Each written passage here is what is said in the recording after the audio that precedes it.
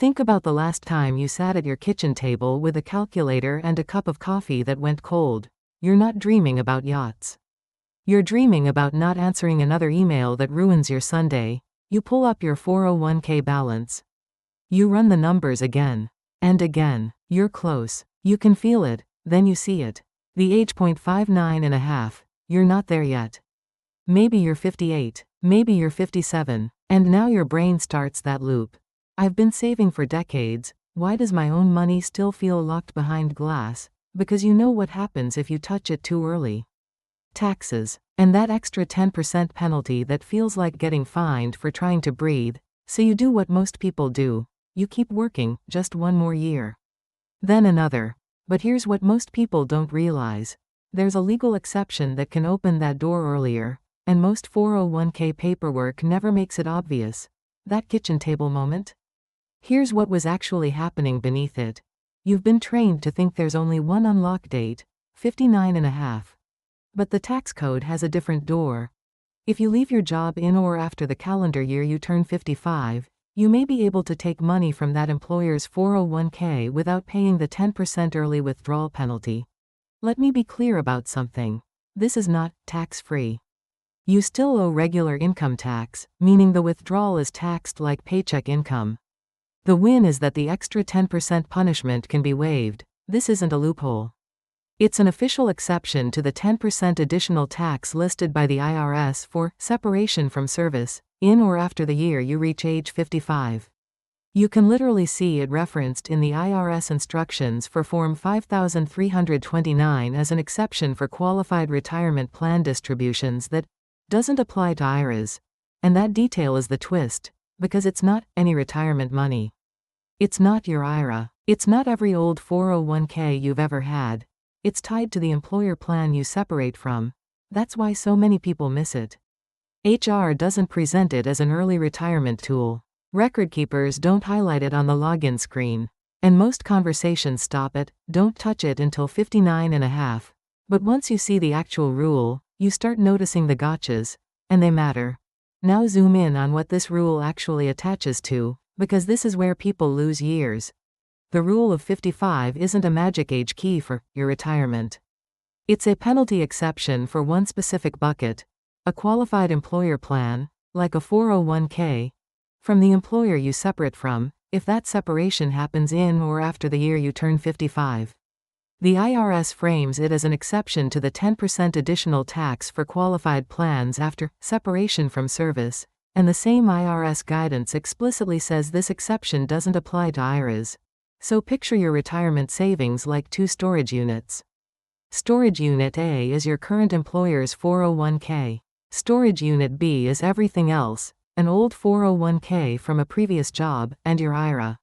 You can be eligible to open Unit A early without the 10% penalty, but Unit B still has the usual, wait until 59.5, rules unless you qualify for some other exception.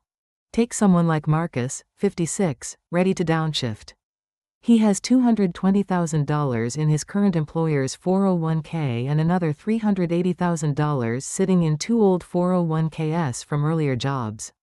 He assumes 55 rule means all of it is accessible. Then he learns the hard line, only the plan tied to the employer he just left is the one that can qualify under that separation from service exception. What does that mean for you today? If most of your retirement money is sitting in old accounts, you may want to consider whether your current employer plan accepts roll-ins, meaning it lets you move old 401k money into the plan you'll separate from. That's how you potentially increase the amount that's accessible under the rule of 55. And here's the next twist. Even if you understand which bucket qualifies, timing can still ruin it if you leave in the wrong year. This rule lives and dies on one phrase. In or after the year you turn 55. That's a calendar year trigger, not a birthday has passed trigger. It's also tied to a real separation from service, meaning you actually leave that employer. Here's how that plays out. If you turn 55 in July and you separate anytime that same calendar year, January, July, December, you're in the window. But if you separate in December of the year you're still 54, and then you turn 55 a month later, you're out. 1 month can be the difference between penalty-free access and the 10% additional tax, and layoffs count. Quitting counts. Getting fired counts. The IRS exception is about separating from service, not the reason. Now for the mistake that quietly slams the door. Rolling that 401k into an IRA right after you leave. The IRS Form 5329 instructions spell out that this separation from service exception doesn't apply to IRAs. So if you move the money out of the employer plan and into an IRA because you're cleaning things up, you can lose the Rule of 55 path and be back under the 59.5 rule. Imagine Denise, 55, offered a buyout. She accepts, then immediately rolls her 401k to an IRA because that's what everyone says is simpler. Then she needs $40,000 to cover the first year. She finds out the hard way that the IRA doesn't get the age 55 separation exception. Now the 10% additional tax is back on the table unless she qualifies some other way. What this means for you, your exit date and your rollover sequence are not paperwork.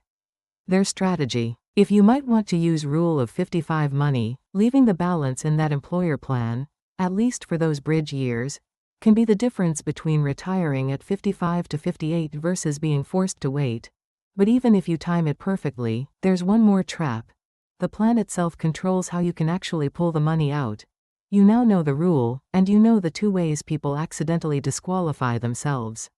Next, you're going to see the real-world withdrawal rules that can make this either smooth or a tax mess.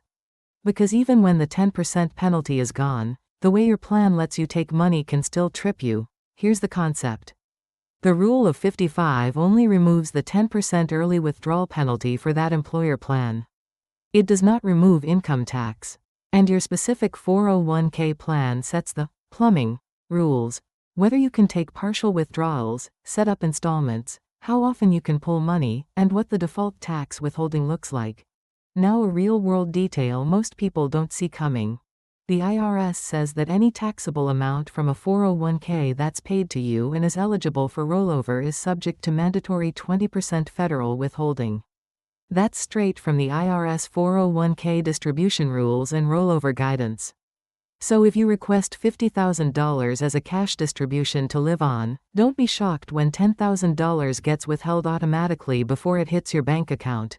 And then there's the tax bracket problem. Picture a couple trying to make it simple, with one big first-year withdrawal to cover everything. That lump can stack on top of other income and push more of the money into higher tax brackets. Same retirement, same total spending, very different tax bill. So what does this mean for you today? You don't just ask, can you do Rule of 55? You ask, how do distributions actually work in this plan? Monthly installments? Quarterly? Partial on demand? Fees? Withholding elections? Because the clean version of early retirement isn't a heroic lump sum. It's a controlled bridge, smaller, planned withdrawals that match your real budget and your real tax picture. So what do you actually do with all of this? Starting this week, without guessing, here's exactly what to do. No theory. A checklist. Point 1. Pick your retirement window using the calendar year rule.